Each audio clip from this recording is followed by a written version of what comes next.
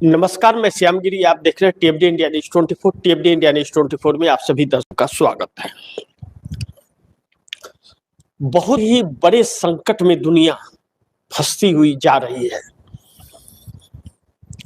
Iran और Israel का यह जंग जिस तरह थर्ड वर्ल्ड वॉर की तरफ अग्रसित हो रहा है, अब बहुत बेचैन करने वाली परिस्थिति है। ईरान जिस तरह से कहर बन करके टूट रहा है, सिर्फ यही चर्चा अब गलियारों में गूंजेगा कि ये तबाही जो मच रही है कि अमेरिका कई दशकों तक यह पछताएगा कि हमने ईरान से पंगा क्यों ले लिया।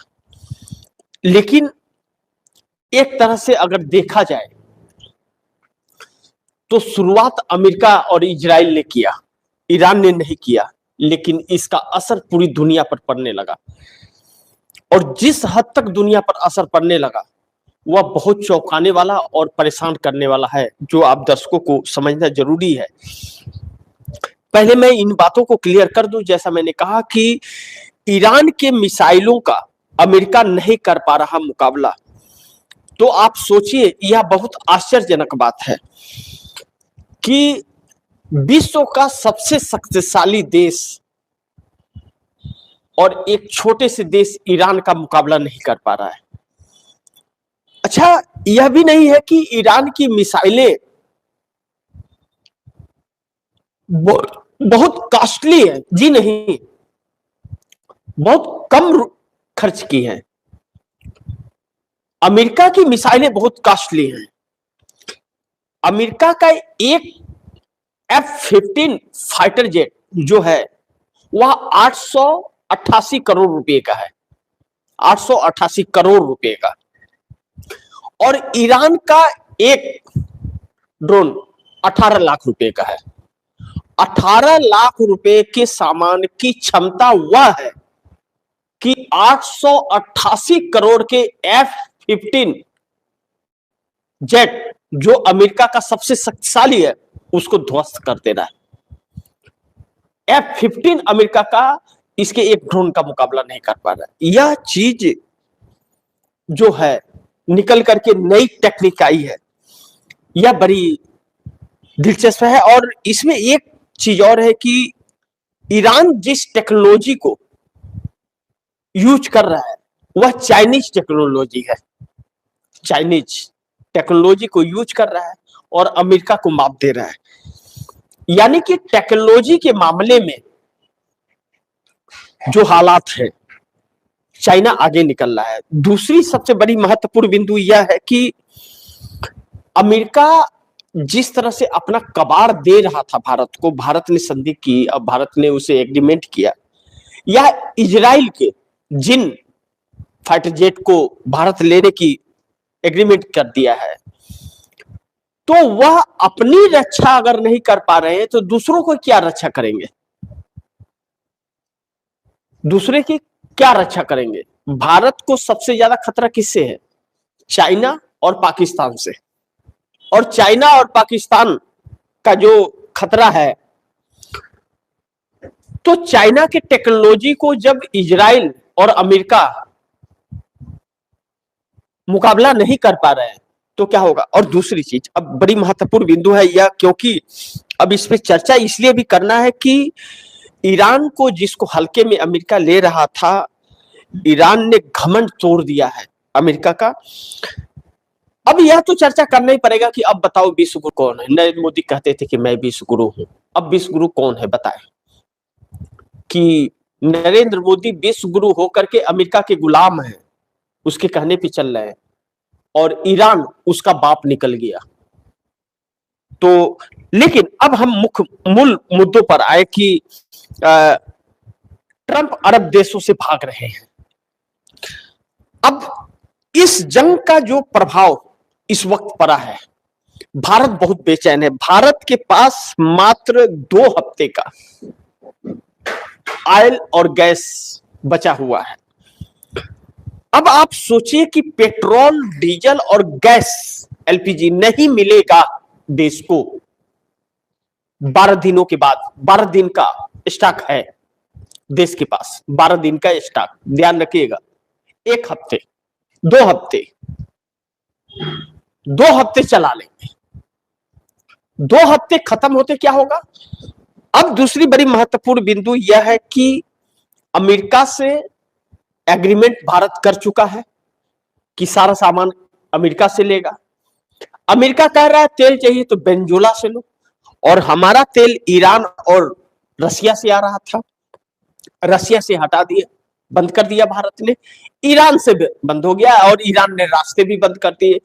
अब आने वाले वक्त में भी ईरान रास्ता भारत के लिए बंद कर सकता है, जंग समाप्त होने के बाद भी। और यह जंग कब समाप्त होगा इस बात की कोई गारंटी नहीं है। अब इस जंग का प्रभाव जो पड़ रहा है, वह प्रभाव किस पर पड़ रहा है, अब आप देखिए कौन कौन इसके लपेटे में आ गया। ध्यान दीजिएगा आप दर्शक, ईरान, इजराइल, अमेरिका के इस जंग में अब कौन से देश आर्थिक तंगी से जूझने जा रहे हैं। दुबई जो शमशान बन गई है, कतर शमशान बन गया है, ओमान नष्ट हो गया है, सऊदी तबाह हो गया है, Israel, Kuwait, Bahrain, Qatar, UAE, Hormuz, Haifa, Aramco, Syria,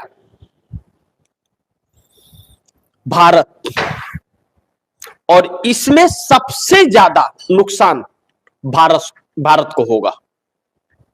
Bharat में मिसाइल नहीं गिराया है ईरान ने, लेकिन भारत के रास्ते जो बंद कर दिया, वह रास्ते बंद करना इस बात का संकेत देता है कि आगे तबाही का मंजर पहले भारत से स्टार्ट होगा।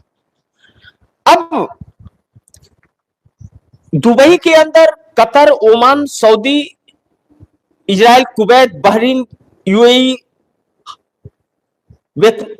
बेतरोमेस, अरामको, सीरिया, इन सब में मॉल्स में अलर्ट घोषित हो गए कि कोई भी व्यक्ति अपनी मर्जी से मनचाहा सामान नहीं ले पाएगा। यानी कि मनचाहा का मतलब जरूरत तक ही सामान मिलेगा, आप स्टॉक नहीं कर सकते हैं, आप एक साथ बहुत ज्यादा नहीं ले सकते, जितने परिवार के हिसाब से मिलेगा, अनाज मिलेगा, सामान आप ले सकते हैं मार्केट से, इससे ज्यादा नहीं ले सकते। यानी कि सबके रास्ते बंद हो गए हैं। लेकिन भारत में तबाही बहुत ज्यादा मची। अब मोदी सरकार की तरफ से एक संकेत आ रहा है कि रसिया से ऑयल लेंगे, लेकिन रसिया ऑयल देगा क्या। अब रसिया चाइना को ऑयल देना शुरू कर दिया है ज्यादातर, और ईरान देगा नहीं हमें, और रसिया तैयार नहीं होगा, क्योंकि रसिया लॉन्ग टाइम बिजनेस करता है। रसिया कभी इधर कभी उधर वाले व्यक्ति के साथ करता ही नहीं है हुआ। तो अब मोदी फंसे हैं, तो रसिया के सामने झुकने जा रहे हैं। लेकिन रसिया से भी ये जा नहीं सकते, इनको जाने के लिए ट्रंप से परमिशन लेना पड़ेगा। ट्रंप जब इनको परमिशन देगा कि हाँ ठीक है जाओ ले लो, तो जाकर के लेंगे। और ट्रंप क्यों परमिशन देगा, अमेरिका का तो दुश्मन है रसिया, तो ट्रंप देगा नहीं। ट्रंप बोलेगा कि हम तेल देते हैं ना, वेनेजुएला से ले लो, अमेरिका से लेकर के आओ। तो उसका भारत के ऊपर 11,000 करोड़ रुपए का प्रतिदिन अब नुकसान हो रहा है। इधर से सामान ना, सिर्फ ईरान रास्ता बंद करने से 11,000 करोड़ रुपए का प्रतिदिन का भारत सरकार को अब नुकसान हो रहा है, जितने दिन यह बंद रहेगा। दूसरे तरफ से माल मंगा रहे हैं तो। और दूसरी चीज, अगर अमेरिका और वेनेजुएला से ऑयल लिया भारत ने, तो इस देश के हर एक परिवार को साल का 12,000 रुपया एक्स्ट्रा खर्च उसका होगा। अब यानी कि 1,000 रुपया महीना आपको वो खर्चा पड़ जाएगा। तो एक तो महंगाई भी बढ़ेगी। अब इस हालात में देश आकर के फंस गया है कि इसका तोड़ मोदी सरकार के पास नहीं है, या भारतीय जनता पार्टी के पास नहीं है।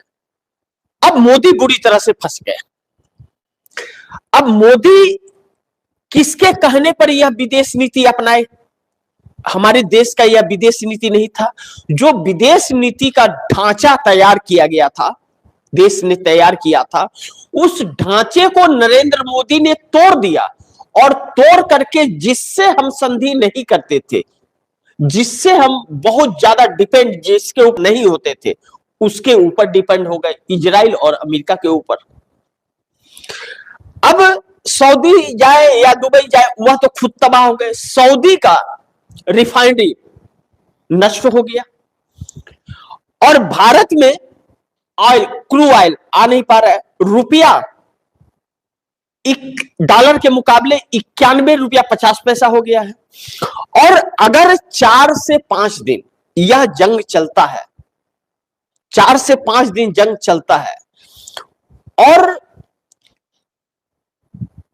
4 से 5 दिन जंग चलता है और रसिया ऑयल देने से इंकार कर देता है, नहीं देता है, या ट्रंप मोदी को परमिशन नहीं देता है, तो फिर पूरी व्यवस्था क्लॉप्स होने के कगार पर आ रही है। अब शेयर मार्केट का जो हाल है, शेयर मार्केट बहुत डरा रहा है। कल जो मार्केट टूटा, वह मार्केट इतिहास में दर्ज हो गया।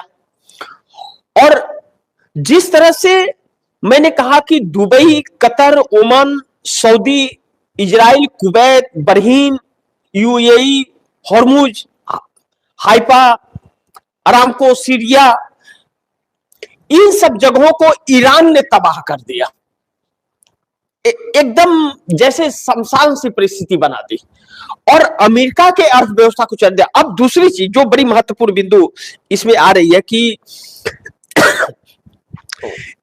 जिस ईरान को हल्के में अमेरिका ले रहा था, तो अमेरिका जो हर जगह से भागता हुआ नजर आ रहा है, अमेरिका के पास और कोई ऑप्शन और रास्ता बच नहीं रहा है, क्योंकि अमेरिका चारों खाने चित हो गया है। अब यह बताइए, तुर्की में जो अमेरिका का जितना इन्वेस्टमेंट में था बर्बाद हुआ, सीरिया में बर्बाद हो गया, लेबनान में बर्बाद हो गया, Israel, Iraq, Jordan, Kuwait, Bahrain, Qatar, Saudi Arab, Yemen, UAE, इन सब जगहों में अमेरिका को तबाह कर दिया है ईरान ने।